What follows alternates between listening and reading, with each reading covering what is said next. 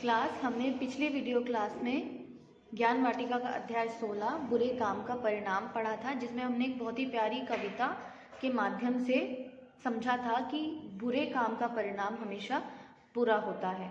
ठीक, ये अध्याय हमने पढ़ा और आज हम इस वीडियो क्लास में इस अध्याय का अभ्यास कार्य करेंगे। अभ्यास कार्य शुरू करने से पहले मैं आपको एक बात क्लियर कर देना चाहती हूँ। कुछ बच्चे आप में से ऐसे हैं जिनको मैं वीडियो क्लास में भी बार बार बोलती हूँ कि आपको आपकी नोटबुक में केवल प्रश्नोत्तर करने हैं। प्रश्नोत्तर, वो भी जो लिखित प्रश्नोत्तर है, मौखिक भी नहीं, केवल प्रश्नोत्तर आपको करने हैं। लेकिन कुछ बच्चे जो अभ्यास कार्य है आगे का, जो ये आपकी बुक में दिया हुआ है, बाकी का जो अभ्यास कार्य है जिसके लिए आपको आंसर्स लिखने के लिए स्पेस दिया होता है, ये भी नोटबुक में नोट कर लेते हैं। आपको ये नोटबुक में नोट नहीं करना है, केवल प्रश्नोत्तर करने हैं, या फिर जो मैं आपको बोलती हूँ कि ये आपको नोटबुक में नोट करना है। ठीक, तो नेक्स्ट टाइम से आप ध्यान रखिए, बाकी जो आपका अभ्यास कार्य है उसको आपको बुक में ही नोट करना है, प्रश्नोत्तर आपको आपकी नोटबुक में नोट करने हैं। अभ्यास कार्य से पहले कुछ शब्द है जिनके अर्थ हम देख लेते हैं, इस कविता में आए थे। जैसे सबसे पहला शब्द है नूतन। नूतन का अर्थ होता है नया, मतलब न्यू। मूल्यवान, बहुत कीमती, वैल्यूएबल हो। ठीक है। उपहार मतलब भेंट या फिर गिफ्ट। ठीक। कांत मतलब सुंदर या दमकती हुई, ब्यूटीफुल। सौदागर की बेटी कैसी थी? कांत थी, मतलब बहुत सुंदर थी। तत्काल मतलब फौरन, इमीडिएट। ढोंग मतलब पाखंड। ठीक है।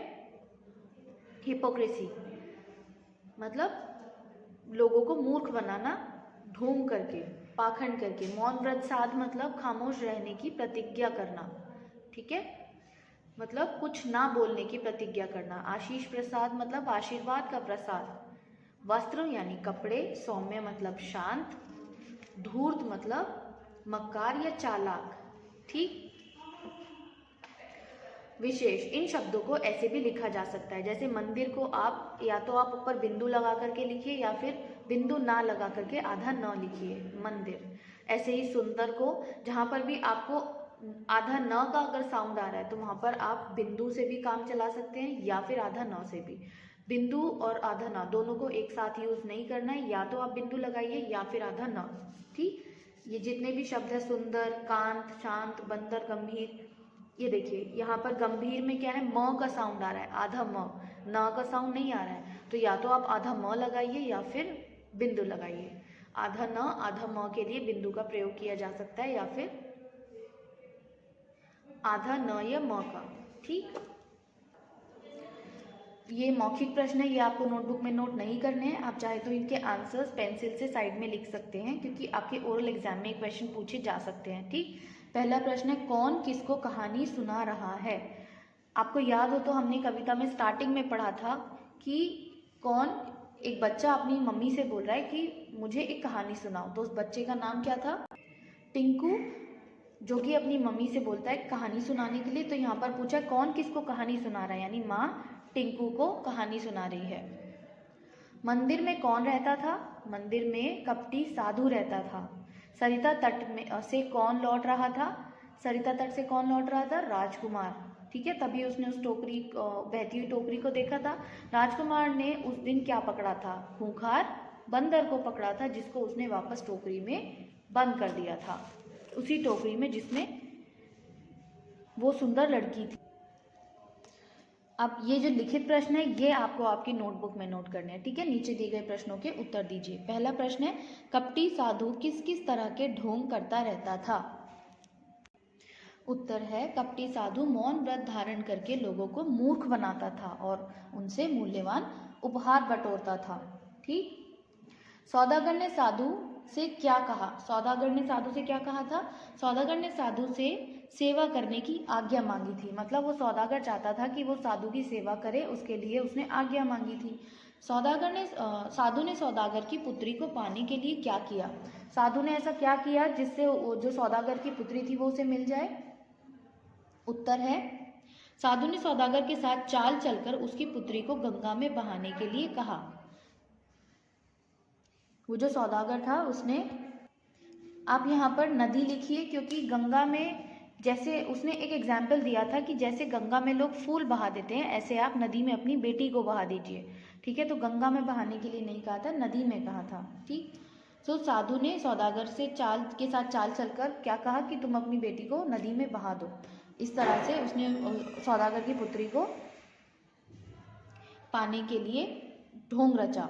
साधु को अपनी मक्कारी का क्या परिणाम भोगना पड़ा? जो साधु ने उस सौदागर को पागल बनाया या मूर्ख बनाया और उस सौदागर की बेटी के साथ जो किया, उसका उस साधु को क्या आगे परिणाम भोगना पड़ा? साधु को अपनी मक्कारी का यह परिणाम मिला कि जैसे ही उसने टोकरी खोली, उसमें से निकले खूंखार बंदर ने उसे लहूलुहान कर दिया। राजकुमारी की भगवान ने क्या सहायता की थी? भगवान की सहायता से राजकुमारी को राजकुमार मिल गया और वो बच गई। आगे प्रश्न देखिए, कविता की पंक्तियां पूरी कीजिए। पास खड़ी, उसके बाद ये जो आगे का आपका पार्ट है, ये आप आगे कविता में से भी इसके आंसर्स देख सकते हैं। पास खड़ी थी सौदागर की बेटी सुंदरकांत, वह गुलाब सी सुंदर लड़की मौन खड़ी थी शांत। सौदागर बोला कुछ कर दो इसका नाथ उपाय, सोच समझ कर दो प्रभु अपनी हमको निश्चित राय। भाषा ज्ञान देखिए, सही उत्तर चुनकर टिक का निशान लगाइए। राजकुमार लड़की को कहाँ ले गया था? महल में, जंगल में या गांव में? राजकुमार लड़की को महल में ले गया था। ठीक। साधु के पास कौन आया? साधु के पास लड़की आई, सौदागर आया या राजकुमार? साधु के पास सौदागर आया था उसकी सेवा की आज्ञा मांगने। सरिता का पर्यायवाची क्या है? मतलब पर्यायवाची शब्द क्या होते हैं? समान अर्थ वाले शब्द। सरिता का अर्थ सागर, नदी या सरोवर। सरिता का पर्यायवाची है नदी। सरिता का मतलब क्या होता है? नदी। रात का विलोम क्या होगा? सुबह, शाम या दिन? रात का विलोम होगा दिन। विलोम मतलब उल्टा अर्थ देने वाले शब्द, तो रात का उल्टा दिन, दिन का उल्टा रात। नीचे दिए गए शब्दों के लिंग बदलिए। यहाँ पर आपको नीचे ये जो शब्द दिए गए इनके लिंग बदलने हैं। स्त्रीलिंग है माँ, इसका पुल्लिंग क्या होगा? पिता। नीचे दिए गए शब्दों के लिंग बदलिए। माँ का पुल्लिंग क्या होगा? पिता। साधु, साध्वी। भगवन, भगवती। दास का स्त्रीलिंग होगा दासी। लड़की का लड़का। राजकुमार, राजकुमारी। बंदर, बंदरिया। रानी, राजा। लिंग बदलो आपको पता है, 2 प्रकार के लिंग होते हैं, स्त्रीलिंग और पुल्लिंग। ठीक, तो यहाँ पर स्त्रीलिंग से पुल्लिंग और पुल्लिंग से स्त्रीलिंग आपको बदलना था।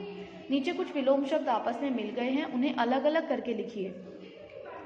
आपको ये आपको आपकी नोटबुक में नोट करना है। मैंने आपको बोला था जो नोटबुक में नोट करना है वो मैं आपको वीडियो में बता दूंगी। ये आपको आपकी नोटबुक में नोट करना है। अभी मैंने यहाँ पर सर्कल करके नंबर्स उनमें डाले हुए हैं। ठीक है, जैसे असुंदर, असुंदर का विलोम यानी उल्टा क्या होगा? सुंदर। ठीक। बढ़िया का विलोम क्या होगा? घटिया। अशांत का विलोम शांत। धनी मतलब पैसे वाला, निर्धन मतलब गरीब। सस्ता का विलोम होगा मूल्यवान। सस्ता मतलब बहुत कम कीमत वाला, मूल्यवान मतलब जिसकी बहुत कीमत हो, कीमती। भक्षक मतलब जो रक्षा नहीं करता। ठीक है, और इसका उल्टा क्या होगा? रक्षक, जो रक्षा करता है। भक्षक जो हमारा भक्षण करे। ठीक है, और रक्षक जो रक्षा करे। प्रतिकूल मतलब उल्टा, इसका विलोम क्या होगा? अनुकूल मतलब बिल्कुल सही। ठीक, मूल्यवान हो गया, सुंदर भी हो गया, घटिया भी हो गया, अनुकूल। निश्चित का आपका विलोम होगा अनिश्चित। ठीक है, निश्चित का क्या होगा? अनिश्चित। रक्षक भी हो गया। दूर का होगा आपका विलोम नज़दीक। शांत का अशांत। ठीक, ओके। वो जो पीछे आपको विलोम शब्द छाट कर लिखने थे उसको आपको नोटबुक में नोट नहीं करना। मैंने देखा नहीं था आपकी बुक में इनको अलग करके लिखने के लिए स्पेस दिया हुआ है, तो आपको ये आपकी नोटबुक में नोट नहीं करने। आपको मैंने नंबर्स उसमें डाल करके दे दिए थे, कैसे कैसे आपको अलग करने हैं उनको। आप वीडियो क्लास को देख लीजिएगा पीछे करके, और ये जो स्पेस दिया हुआ है इसमें आप उनको लिख लीजिएगा। ठीक है, नीचे दिए गए अनेक शब्दों के लिए एक शब्द लिखिए। जो राजा का कुमार हो यानी जो राजा का बेटा हो उसे क्या कहते हैं? राजकुमार जो राजा का बेटा होता है, जो व्यापार करता है, उसे क्या कहते हैं? व्यापारी। जिसका बहुत मूल्य हो उसको कहेंगे मूल्यवान। ठीक है, जो बहुत कीमती हो। जिसके पास बहुत धन हो उसे कहेंगे धनी। जिसका भाग्य अच्छा ना हो उसे कहेंगे अभाग्य, अभागा या अभागी। ठीक है, और भाग्य अच्छा हो तो भाग्यशाली। ठीक, नीचे दिए गए शब्दों का अर्थ समझकर अपने वाक्य में प्रयोग कीजिए। यहाँ पर आपको कुछ शब्द दिए गए हैं जिनके अर्थ आपको समझकर उनको वाक्य में प्रयोग करना है।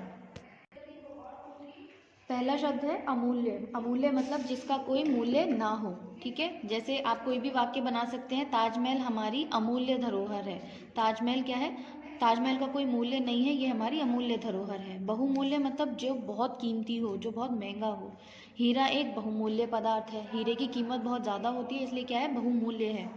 परिणाम और परिमाण दोनों में अंतर है। परिणाम होता है रिजल्ट और परिमाण होता है क्वांटिटी, मात्रा। ठीक है, परिणाम में आप जैसे लिख सकते हैं अच्छे काम का परिणाम हमेशा अच्छा ही होता है। और परिमाण के लिए एक टब पानी का परिमाण बताइए, इस तरह से आप लिख सकते हैं। कोई भी वाक्य आप अपनी तरफ से बना सकते हैं। दिन और दीन, दिन मतलब होता है दिवस, डे, और दीन मतलब गरीब। जैसे आज का दिन बहुत शुभ है, और दीन के लिए आप बना सकते हैं राकेश बहुत दीन व्यक्ति है, यानी राकेश बहुत गरीब व्यक्ति है। रेखा खींचकर विशेषण और विशेष्य का उचित मिलान कीजिए। विशेषण और विशेष्य क्या होता है? विशेष्य होता है आपके संज्ञा या सर्वनाम। ठीक है, और उनकी जो विशेषता बताते हैं उन्हें बोलते हैं विशेषण। जैसे बुरा परिणाम। ठीक है, ऐसे धूर्त साधु, खूंखार बंदर, भीषण सत्यानाश, सुंदर लड़की, मूल्यवान उपहार।